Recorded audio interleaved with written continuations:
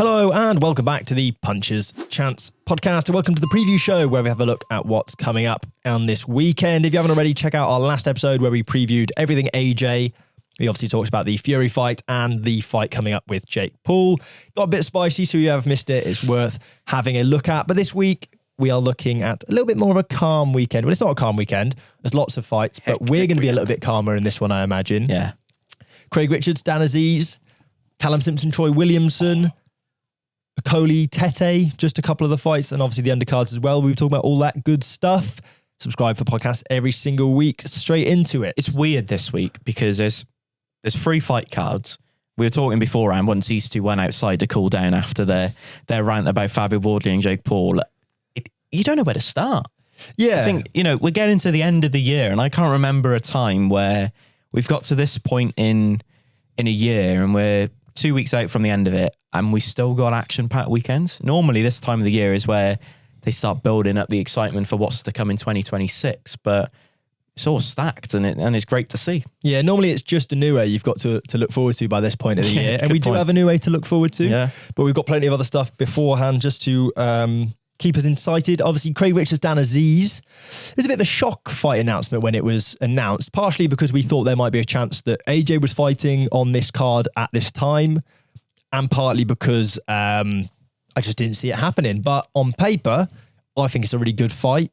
What do we make of it? Yeah, it is a good fight. It feels like last roll of the dice for both men. It feels very much whoever loses this is Saturday, this card. Yeah, Saturday, yeah. Whoever loses this fight, really difficult to see where they'd go from there. Dan Azeez, ever since that loss to Buatsi, just hasn't looked like the same fighter that won his British title just a few years before. But yeah, he's been on a bit of a weird mix of results. I know he got that draw not long after the Buatsi fight. Was that in Crystal Palace when he? Yeah, he had a tough one, and then he against the Czech fella. Yeah, and there was a really narrow loss to Louis Edmondson, yes, which was actually quite. I thought was a little bit unlucky in. And yeah, it's been a weird one for him. And Craig Richards, obviously had some great fights, and then you think back to the 5v5, because I was watching the Hearn documentary recently, and obviously that first episode has that amongst it, and I thought, oh Christ, yeah, I'm pretty sure we all predicted Craig Richards. He was like the guaranteed win for Matchroom that night, and then I think we were at a boxing show that night, and I remember there was a fighter warming up, and we were all like around the table watching the fight, and someone just shouted over, Willie Hutchinson schooling Craig Richards here, and I was thinking, what? No way. And then you go home and watch the fight back, and you just couldn't believe what you were watching. But since then, he's had a fight against Padraig McCrory as well. Got the stoppage as well, which is, fair play to him, in Belfast. So he went on away territory there. And like you said at the start, it wasn't the main event I was expecting on this Ghana card. It's been a highly anticipated Ghana card. I think there's been a lot of talk about it because the rumoured of Anthony Joshua potentially fighting on there. But I feel like it's a decent matchup. I feel like both fighters are at a similar place in their careers now where they can't afford to lose anymore. I think if they lose, then it's the conversations that you have behind the scenes of what else do I need to do? What else do I want to do? And those sort of questions are going to be asked for the loser of this fight. But it's a decent domestic fight, and I'm interested to see it in Ghana as well. I think that's what I'm most excited about. I can't remember the last fight night I saw in Ghana. I don't think I've ever seen one in my life. So I'm looking forward to it. The atmosphere as well. Yeah, I was going to say, I know you've done the podcast a while ago with Adeola Depot talking about boxing in Africa, and there's probably so much talent littered across Africa that probably doesn't ever get the recognition or the opportunity to probably kick on to the levels that they should, just because the opportunities are not there.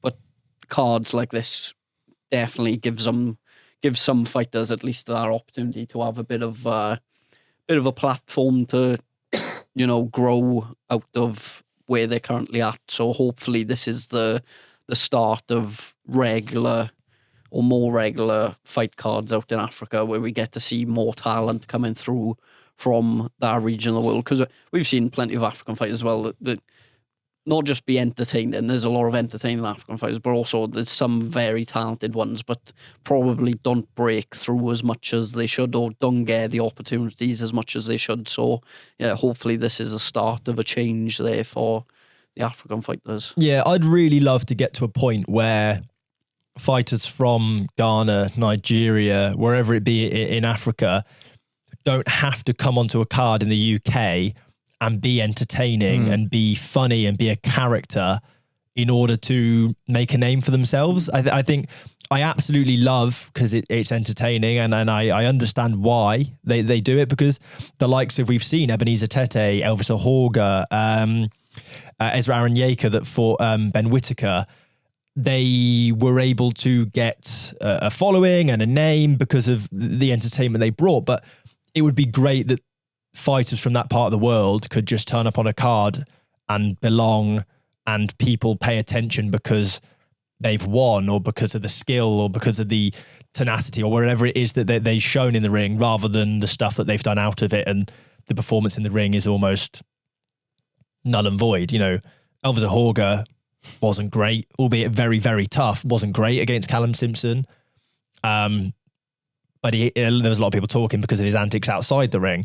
I'd love it if at the end of that fight you were able to just go, Christ, wasn't he tough? You know, that sort of thing. And fighters of this card, like you say, will do a great job. And fighters, and I think a fight like Craig Richards, Dan Azeez, I think will be a really close fight. I think it's difficult to say which way that will go. And actually, it's a fight I think that whoever wins that is going to be pretty well placed ranking-wise to get a big fight next. They've both been at a level, and they probably have a degree of legacy ranking where whoever wins that is going to be placed to get a big fight. And the thing is, for some people, they forget where Craig Richards has been. Yeah. You know, he's taken on and he's gone the distance with probably in his generation the best light heavyweight in Dimitri Bivol. So I think it just goes back to that night in Riyadh against Willie Hutchinson, where I feel like he was first out the blocks, weren't he, for Team Matchroom, and that came with its pressure, and it was a really bad night at the office for him. And since then, as I said, he got that stoppage win, and you know, it all seems to be playing into his favour of he should be the favourite. Yes, but I think feel so. like there's still pressure on the line of, if he loses, especially against a Dan Azeez that Ben touched upon when he fought at Crystal Palace and had that draw that was quite lucky in the end, really. It's a good fight where they both are at the point in their careers now, and you just hope that it's entertaining, because you talk about, you want fight nights, you want the whole point of having DAZN, the worldwide for boxing, home of boxing. You want to be seeing boxing in different places in the world, and you just want this fight card now on Saturday, not Sunday, because that's a Nigerian one. On Saturday in Ghana, you want that to be a regular thing. You want that to be like what you see when Matchroom go to Monte Carlo. They have a Monte Carlo fight every year, but you want to see this one more like 3 times a year instead of just once. Yeah, absolutely. And I think on that as well, I think, as in on Craig Richards, you also got the narrow loss to Josh Boazzi as well.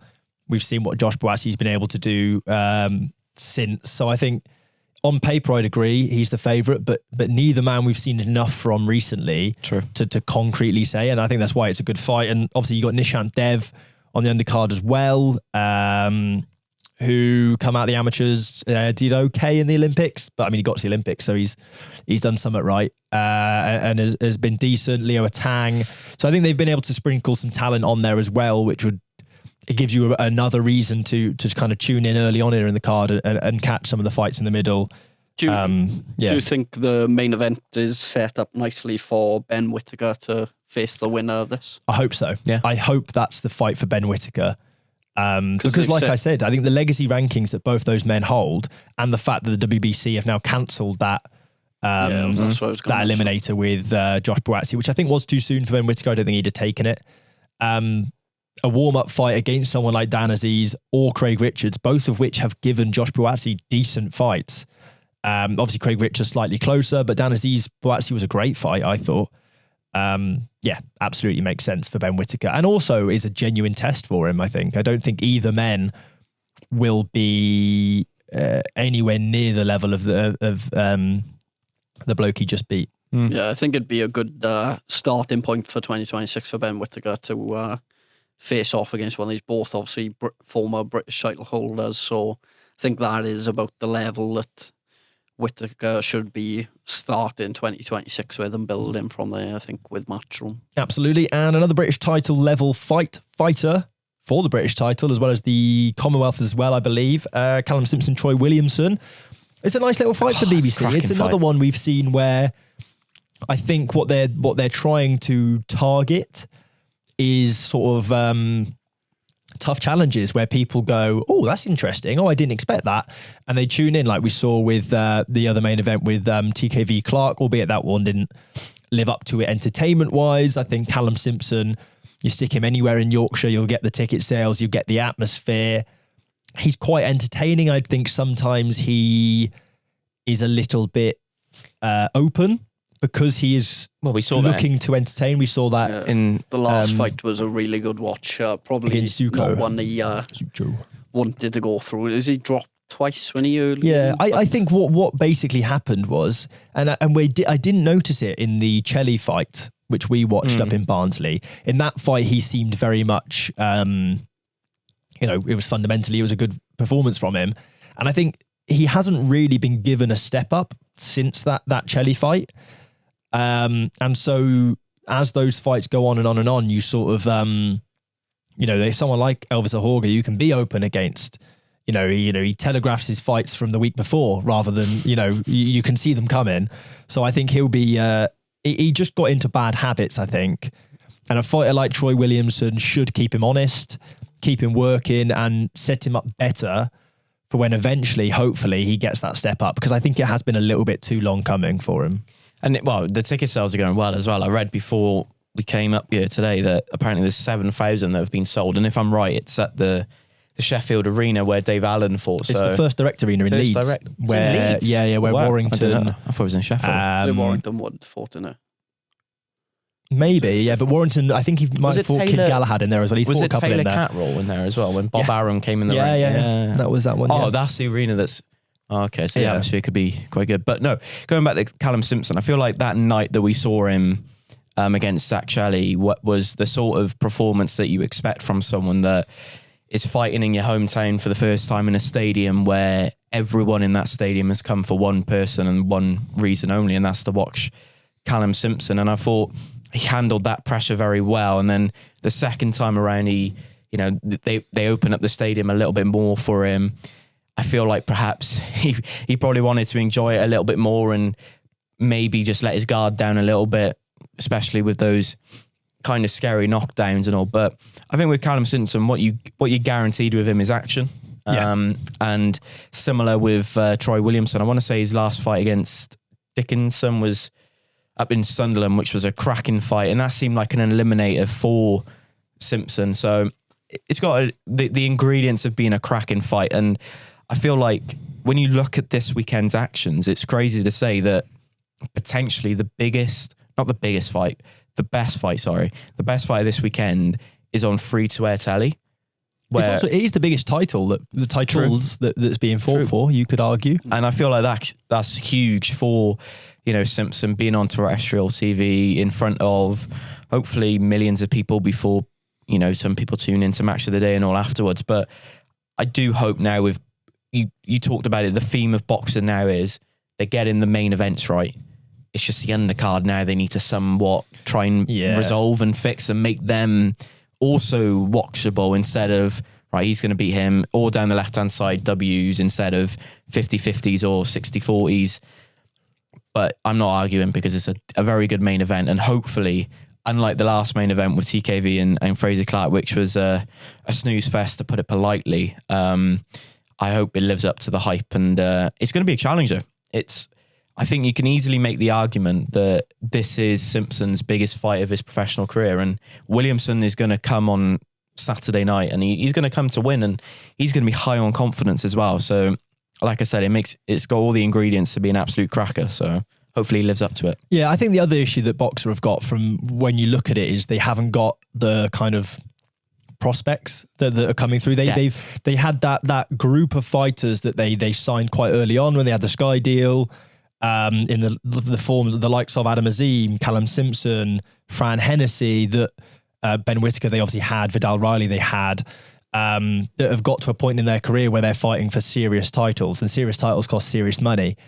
And they obviously, with the budget they've got now, they don't have serious money, and they don't have, people are more willing to watch a 99-1 fight, 90-10 fight when that 90 is a young prospect that you're hopeful or thinking about where they're going to reach in their career. When it's not that, it's slightly difficult. But also they have got Elliot Whale, Blair Cobbs, which I think is a fun fight. Blair Cobbs coming over from the States, holds a good record. I don't know to what degree that record is padded, but Elliot Whale's a really good fighter. He's a fighter I've watched in the Brentwood Centre on a top tier card against Lloyd Germain. Yes. And he looked very spiteful that night. Sam Hickey as well on there. Yeah. And he's another one of those youngsters where, I'm trying to think, it's Commonwealth Games? Olympian? I can't remember which one of them. It was Commonwealth for Hickey. Solid amateur career. So, listen, we know what to expect with boxing now with the BBC cards, don't we? That they haven't got the backing like they did with Sky Sports. Yeah. They've lost a lot of noticeable fighters. So it is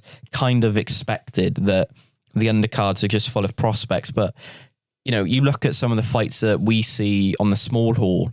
That's what I was going to say. Surely call them up. Call those fighters up that want the opportunity of being on, BBC, which is a huge platform to fight on. Give them the opportunity, and they'll be the ones that want to take the 50-50s, because they're the ones now that are chasing their dreams of wanting 50-50 fights to change their lives and all, because they're all getting fed up of, fighting on small horse shows and getting pennies when they could be earning a decent living fighting on a decent sized show.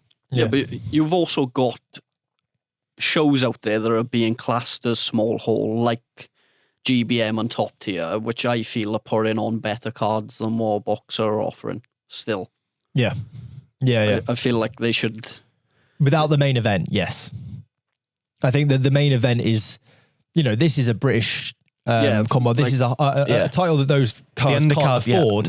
Yeah. But like you say, they're certainly putting on more entertaining top to bottom cards, I think. And I do think, like you say, we saw it in Cardiff. We saw what was an entertaining night for local fans, and that was on BBC because of the interest within Wales.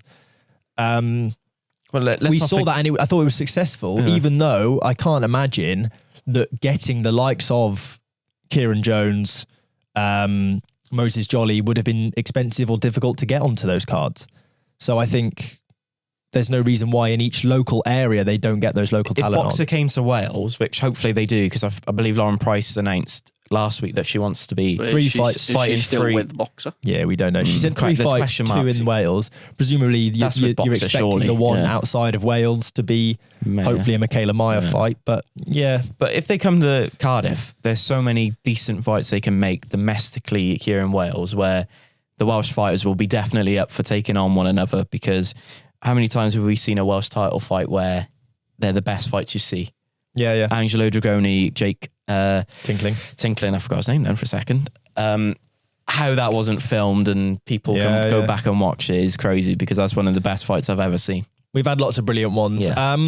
And a card that I think will be interesting or certainly fun to watch live on DAZN, promoted by Queensbury and by Amir Khan Promotions. Sunday night as well, Sunday night boxing. Indeed. Taking on what Top Tier do. Lagos with Lawrence Okolie, who I obviously, controversially according to these two, put in my top 10 British pound-for-pound fighters. It shows how much he is up that rankings against the opponent he's taken on the challenge. Multi-weight champion, dare I say. Against Ebenezer Tetteh, who is another one like we've previously mentioned, has a bit of a name for himself. Obviously, there's the funny picture of him in a polo making his way to the ring. But he represents a fighter that I think Okolie needs to dispatch comfortably. Yeah. If he is going to be anywhere near a contender at heavyweight, I think it's fair to say. This fight can go 2 ways. It can either be a quick night for Okolie, or it could be a very long slugfest of 30 minutes where something, I think, when did Okolie last fight? Was it?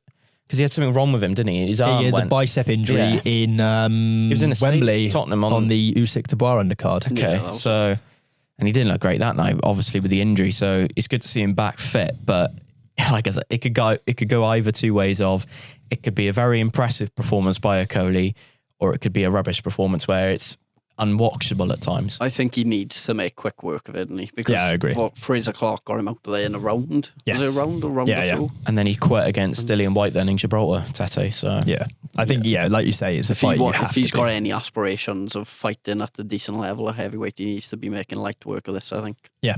Yeah. And interestingly, the undercard, we haven't seen, and maybe by the time this comes out, more light will have been made of this, but David Adelaide has seemingly been replaced on the card by Tony Yoka up against Patrick Corte.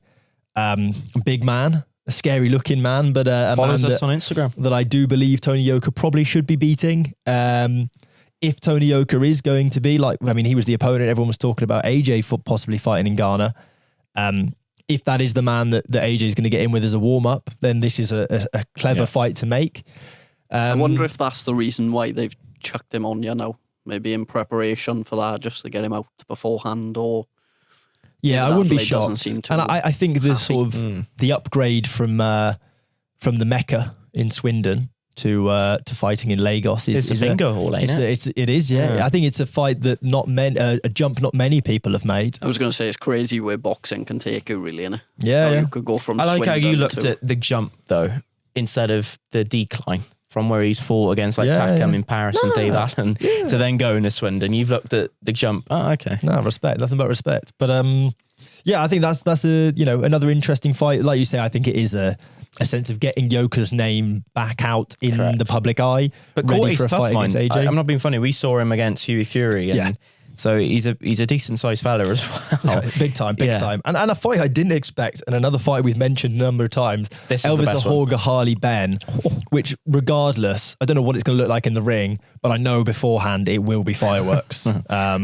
It's coming 10 days too early for fireworks night, but it will be good. Card called? Like normally they have names for it. Chaos in the ring. That is literally going to be chaos, I feel. It'll be chaos out the ring. It'll be chaos in the ring. 100%.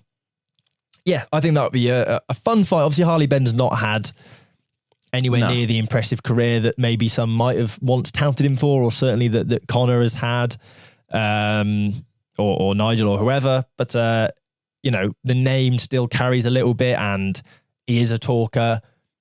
Elvis Ahorgah is a talker. It will be quite fun to watch. I thought there was rumours of him potentially, Harley Benn now, potentially fighting on Misfits against Joe Laws, I think his name There is. was talk about it at one point. I wonder what happened there, but that circus returns as well on this weekend. Talk about Misfits, but Does indeed. We won't touch on that. Not going to be talking about that. Now, unfortunately, we haven't actually got any of these cards on the Boxing News app to predict. So a little wag of the finger to Boxing News. No one can win the predictions Sort this week. yourselves out, but let's sort of go through them a little bit. We'll start off with the Okolie Tetteh. We sort of said early stoppage is what's required, but is that the prediction? Yeah, I'm going to go Okolie by stoppage. Yeah, as much as it pains me to say it, because I do like Tetteh. Yeah, I think it'll be the same. Also, I forgot, I have to take this moment to state that I won the predictions last week, and I'd done so with a perfect score with one round off the right number of rounds. I was one round off the what I don't even know what would we call that? Tiebreaker. A full, no, what would you call, like a diamond flush or something is what I'm calling a full predictions and the rounds right. I got the flush, but I need the diamond flush. I'm not being funny, mind. We didn't even touch upon it in the last podcast, but Pacheco had a little bit of a scare in Stockton. A little bit. It went pretty his much backside. exactly how Ben called You it did, to be. So you know your glove. I know my glove better. Touch wood there. Tony Yoka, Corte. Are we expecting a Tony Yoka victory? How many rounds is this one? Because I feel like this. I gotta be don't know. 8 or 10 They round, haven't I would announced guess. it because at the time of recording. so if it's an 8 rounder, it goes the distance. If it's 10 rounds, then it's a stoppage. I think it's a Yoka unimpressive decision regardless. Same. Corte is very tough. On that one, jumping over to Ghana. Let's have a look at Craig Richards, Dan Azeez. What is our predictions for this one? Craig Richards decision. Craig Richards late stoppage like he did against Padre McCrory. I like it. There's a full 12 rounds in Yeah. this one, so there's plenty of time for it. Dan Azeez doesn't often leave himself open to that. And he fought on the last card in Nigeria as well, Dan Azeez. So Yes. there's a bit of confidence there from there. Craig Richards will win, but I do think it'll be a points decision like Ben said. I think that one will be, it'll be a decent fight. I think it will go similarly to the Buatsi Azeez fight where Craig Richards picks up the vast majority of the rounds, but actually no one of the rounds are completely one-sided. I think Azeez is nearly always in the fight. And then Callum Simpson, Troy Williamson. This one is, again, I think there is an absolute favourite to it for obvious reasons, but how or Who's who going first now? is going to win? I'm going to go for you, Harry, to go first. I think it's going to be quite close. I can't lie. I think Williamson's going to be in a way his last real shot. But I think Callum Simpson will have enough. But I think it's going to be a close, potentially even split decision win for Simpson. I think it's going to be that competitive. Wow. Or I hope after what happened the last time there was a main event on BBC. I think it's going to be a comfortable decision for Callum Simpson. I think he's going to get close to a stoppage, not get the stoppage, and then kind of just see the fight out. If I had to make a more specific prediction. I'm going Callum Simpson by stoppage. Fair enough. I think he'll put a bit of a statement performance together in front of a home crowd. Late stoppage. What was it, 12 rounds? 8 rounds? Okay.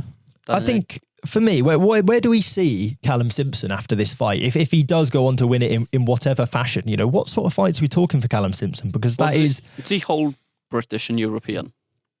I believe fight for the European British for and Zuko. Commonwealth. I thought he was the European. I He believe fought for against Zuko. I think he owns all three then. This must be for all three, if Gotta I'm not be looking mistaken. at. It is, yeah. It's for all three that he's defending. I think, when you're talking about a fighter, he will very much be in and around that top 10.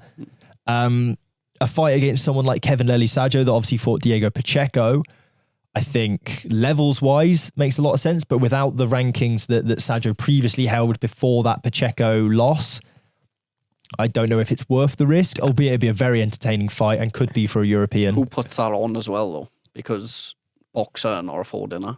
You would imagine not, no. But Sajo got paid $350. He got paid most on the card for that. yeah, fight. would you imagine that I thought he goes on a Riyadh card boxer next, will maybe. be able to afford any fight that Callum Simpson should be having? William Skull, someone like that maybe, that is just come off world Again, level. Don't know if boxer can afford it.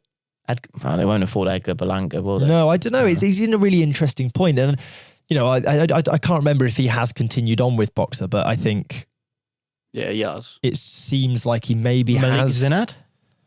Yeah, I mean, possibly. Obviously, He fought was on on the top tier, wasn't he? on the top tier. But I really do believe That's a that tough fight. Callum so. Simpson is at the point now where he should be demanding world title opportunities with the amount of times he's defended that British European Commonwealths or won, or in the last few fights. Like we said, he's kind of had the same level fight 4 or 5 times in a row. Arguably, you could say Zach Chelly was is the most difficult fight of his last handful.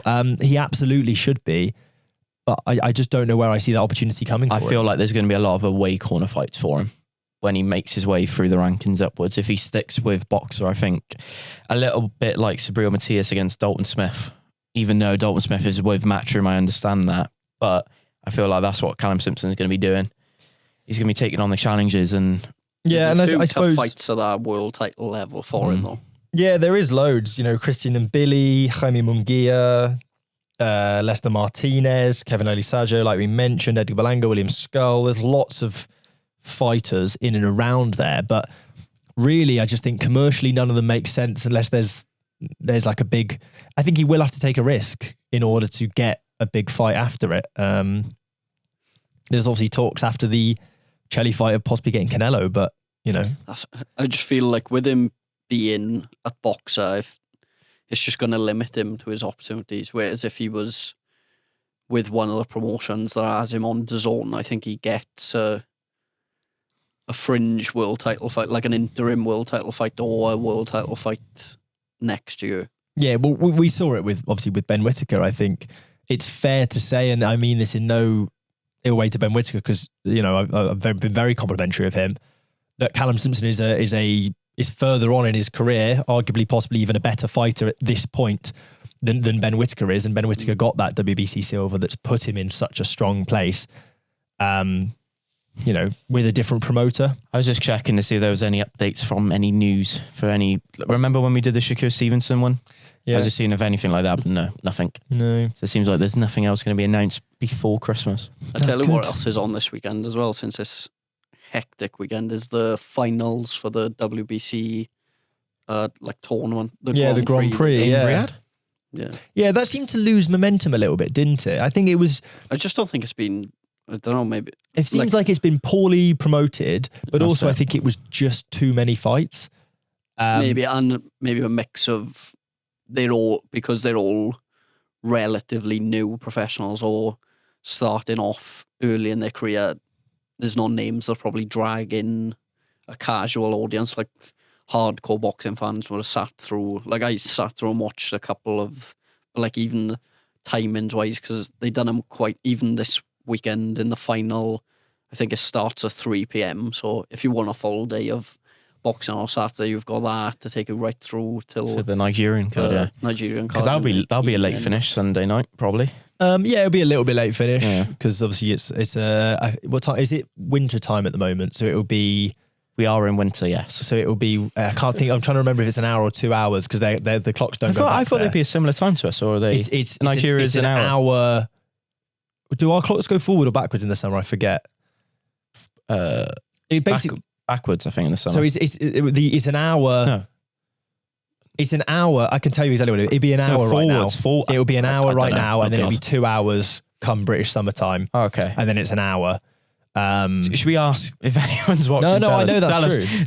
Tell us down in the comments. I know that's true. I remember that much. God, you got me there. Going to be thinking about that all day. Yeah, I forgot because their clocks don't go back. So I remember it being an hour when I first moved there. It was an hour, which was September time. So wow. There we go. Through to Christmas. So that will be a late finish. Probably just because they're not always the most organised events in the world. But we'll see. I'd love to. Like we said, we'd love to just see more fighting in Africa. 100%. I spoke to Elizabeth actually. We didn't. The interview hasn't been released because it was for a piece of uni work. But Elizabeth Ashoba, who was meant to be fighting on this card, isn't, unfortunately. I talked to her about it, and she sort of said she wished she had more, boxing to look up to when she was a kid coming through. So I think, like you said, it's interesting if we got another Rumble in the Jungle type size fight in Africa. The long-term effects that could have would be that's what huge. we all thought we were going to have with Anthony Joshua, and then he saw. Yeah, I still think there's the money. There's a world where Anthony Joshua, Okolie in Africa would have been great to watch. Could still happen. That would make your 2026, wouldn't it? If that was his warm-ups. Yeah. It would be great, but I just don't see it happening. Wow. Unfortunately. Anything else coming up? I think is this the last time we're going to be podcasting before Christmas? It could be. It could be. It might not be. We might sneak another one in their review for you, depending what happens this weekend. But if it isn't, everyone who's tuned in this far, tuned into any episodes, all the episodes, some episodes. No, I was going to say no episodes, but they have to have tuned into at least one. Happy Christmas, Merry Christmas, we love the New Way one though before Christmas. No, I suppose that'll come out on Christmas Eve. So just to give anyone who's listening this far in a rough idea of our plan, we've obviously got this one coming out this is on Thursday. I believe the plan is Christmas Eve. We will be putting out our preview of Naya Nue versus Alan Picasso Romero and that Night of the Samurai card, brilliant card. And then we might put a review out before Christmas, depending on what happens this weekend, if we're feeling generous. And then you'll have to do without us for a little while, just before we get back towards the end of the year. We need a week off as well, don't we? Where we give you that special 2025 review, which is always good. We have a look at fights of the year, fighters of the year, prospects of the year. We have a look forward to fights we want to see in 2026. Harry famously gave Abdullah Mason, or tried to give Abdullah Mason his prospect of the year, despite him being about 20-0.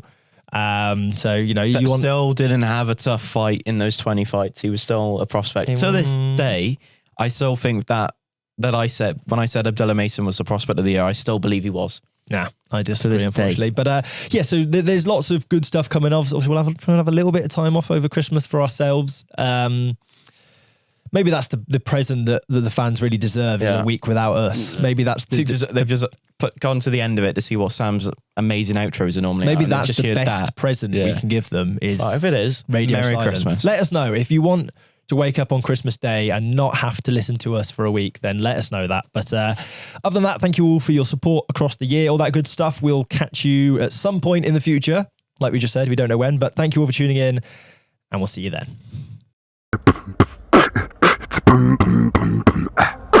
Punches chance.